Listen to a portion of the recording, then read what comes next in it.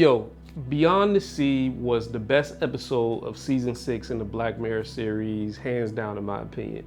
But can we talk about the ending? Because for me, that was the only part where it sort of lost me. Sort of.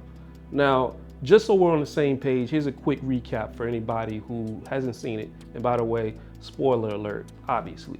Now, the story starts off by introducing us to David Ross, who's played by Josh Hartnett, who seems to have it all. He's got the beautiful family, the perfect designer crib, he's got the money, the looks, and we get the sense that he's somewhat of a celebrity when he's stopped in the movie theaters by a stranger who wants to just shake his hand.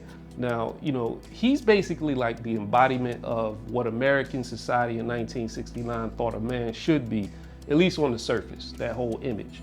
Now, here's where things get interesting. David, along with his colleague, Cliff Stanfield, played by Aaron Paul from Breaking Bad, are actually robotic replicas. They share their consciousness with their human bodies while carrying out a mission in space.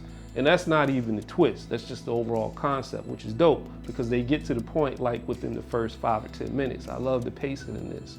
Now, the catalyst in this story is when David's family is murdered by what seems to be a version of the Manson family. Now, all this happens when David is actually in space and it's his robot doppelganger that's destroyed trying to protect his family. So he's basically, out of luck. He's stuck in space for like the next 4 or 5 years left on this mission with just, his depression and Cliff, who still gets to plug into the system and visit his wife and kid on a regular basis. So out of pity, Cliff decides to let David use his robot avatar in order to get some fresh air and some relief and just help with his depression so he just doesn't lose his mind. And, this is where everything goes to shit. I think we can all agree with that. So David starts off okay, but then eventually he tries to do, like what we thought he was gonna do, make a move on Cliff's wife. And he even slaps or hits his kid when the kid steps out of line. So he's, way over his boundaries and all of that stuff. Long story short, Cliff finds out, and then they have like this argument. Now this brings me to the ending because this foreshadows the actual ending if you remember what the argument was about. This is the part where in the argument, David yells, "My wife, you fucking creep, my wife, mine." And this reminds us of a child arguing over a possession like a toy or a pet or something like that, which is good because that tells us basically how he looks at his wife or whatever. Like, that's his thing. He didn't, say it like she was a human being. But I get his point. Now, David replies, and was really key, "I don't have anything. Everything I had gone, just destroyed.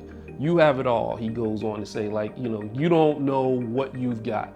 This verbalizes his envy, and notice the choice of words that he uses. He says anything instead of anyone, and then he says everything instead of everyone.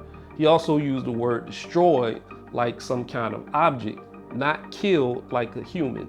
So these words matter because this really speaks to like, how he's, thinking at this point.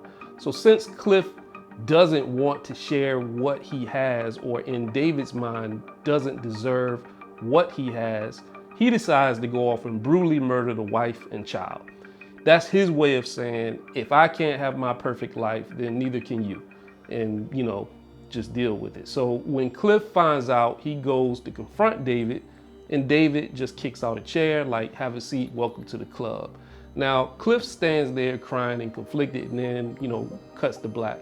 For me, there's a couple of things here where I thought, it was a great twist for an ending, but, to me, it was a little extreme for a guy to go from a depressed victim to a maniac killer with zero remorse whatsoever.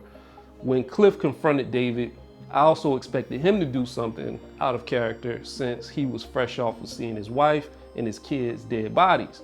He had more rage when he thought David was screwing his wife than he did when he saw the dead bodies.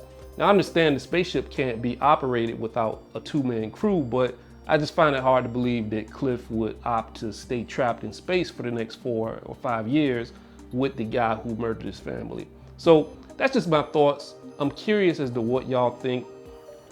actually, what would you have done if you were in Cliff's position? Because I think that's another thing of what makes this so great is that you can't help but to think, what would you do if you were in that position? And for me, I have absolutely no clue. I know I would have been acting off impulse and then the whole spaceship would have crashed and we would have been dead or something like that. But great episode nonetheless.